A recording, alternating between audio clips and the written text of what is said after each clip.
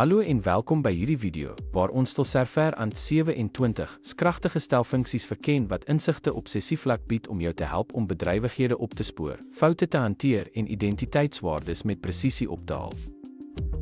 Die datefirst funksie gee terug of stel die eerste dag van die week vir die huidige sessie, wat jy kan sien deur 'n opdrag soos select datefirst uit te voer. Die error funksie gee die foutnommer terug van die mees onlangs uitgevoerde skoolstelling, wat dit 'n waardevolle hulpmiddel maak wat dikwels in foutbehandeling logika gebruik word. Die rofcount funksie gee die aantal rye terug wat deur die laaste skoolstelling geraak is, byvoorbeeld nadat jy 'n opdrag soos delete from students weer 'n status en aktiewe uitgevoer het, gevolg deur print rofcount. Die identiteit funksie gee die laaste outomaties gegenereerde identiteitwaarde terug wat in 'n tabel se identiteitkolom ingevoeg is, wat jy na 'n invoeging kan kry, byvoorbeeld insert into students, name, valies, alite, gevolg deur select identiteit.